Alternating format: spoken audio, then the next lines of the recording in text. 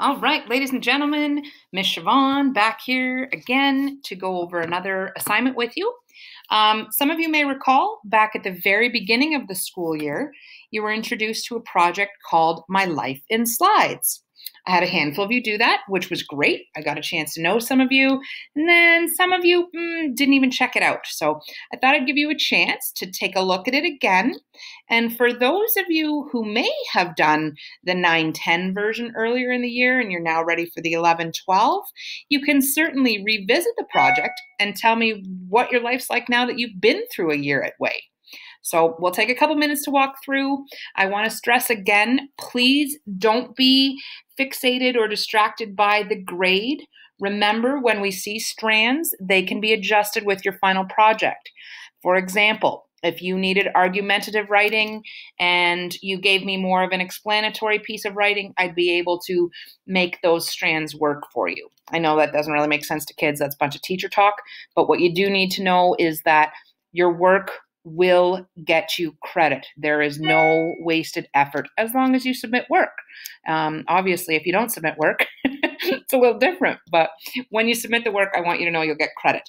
So in an effort to further get to know one another, while also developing our paragraph writing skills, this project involves you telling your own personal story by creating visual representations. Again, that's pictures, cartoons, emojis, bitmojis, clip art, drawings, doodles, whatever visual of items that say something about you.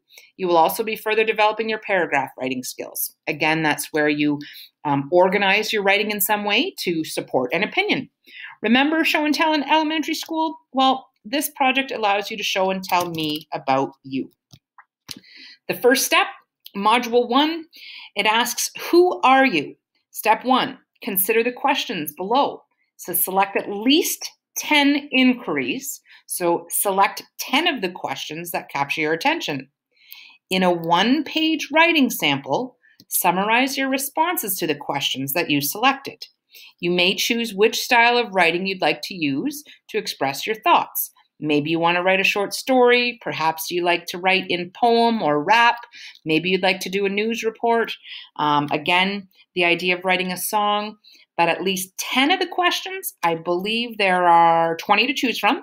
So you'll choose at least 10 and you'll compose your answers in about a page of writing. If you would like to simply pick a question, write an answer, that's fine. Just know you need to write in full sentences. So saying, does your name mean anything? And then writing no will not get you a credit. Saying, my name doesn't mean anything, but I know that there are a number of James in my family, or that Johnny is a very popular name in my family.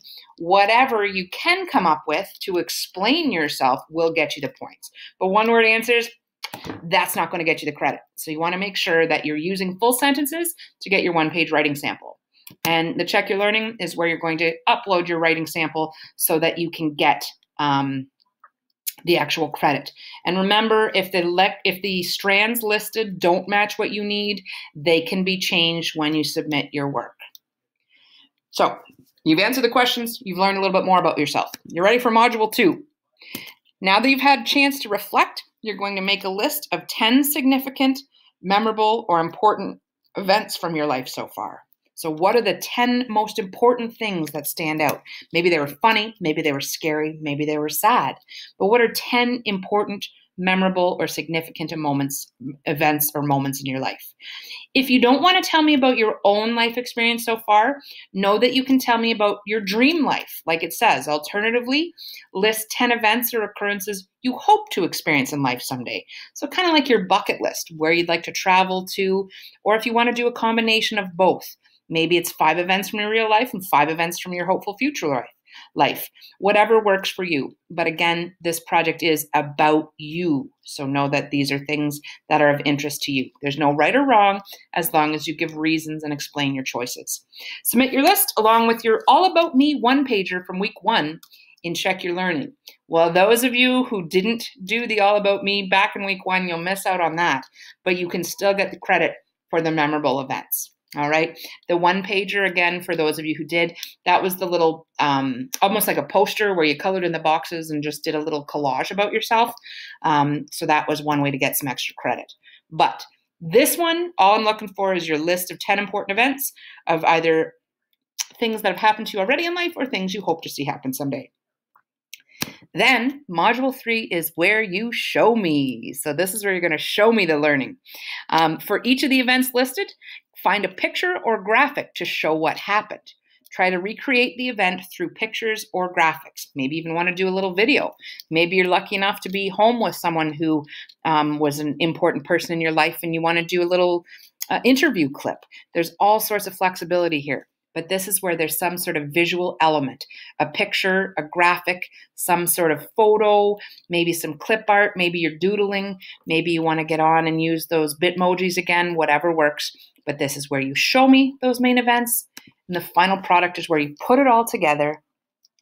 This is where we put it all together into our keynote or our final project in some way. It says choose your top 5 memories from your list using proper paragraph form. And again, that's thinking 5 sentences for each. Clearly outline and explain the significance of each of your top 5 memories. Use key details, quotations, examples. Maybe you've got a little anecdote. Remember, that's a funny little story that sort of describes what happened to ensure the importance of each item is clear. Don't forget to begin and end each paragraph with a clear statement of the main idea. And finally, be sure to use those transition words to organize ideas clearly. Firstly, secondly, also, in conclusion, those are our transition words. So recall, this answer is a total of 5 paragraphs. So, for example, if you were going to tell me that one of your favorite memories was going to the beach when you were a kid, all right? My most favorite memory was time spent at the beach. There's your topic sentence. What did you do there? Firstly, I got to hang out with my friends, and we'd always go play in the water and just catch up and chill. Secondly, hey, maybe you think the scenery wasn't so bad. I don't know what your second reason is. Maybe you had a crush on someone and you got to see, them at the beach and that made you smile, whatever your reason. And third, maybe you got a chance to have some of the ice cream. Maybe there was an ice cream vendor. All right, whatever 3 details you come up with, and then your conclusion or closing sentence would restate your main idea. A day at the beach is truly one of my favorite memories. 5 sentences for each of your 5 memories. That's how you get 5 paragraphs total. If you have any questions, don't hesitate to reach out. Feel free to watch this video again. It's like I tried to say at the beginning, it's sort of like show and tell, except in this case, it's show and tell about yourself and your life, what you hope to happen, what you've enjoyed in your life so far, what lessons you've learned. Tell me more about you. All right. We're in this together, guys. Reach out. Thanks for joining me. Hopefully this is a project that can get some of you some strands. Have a great day.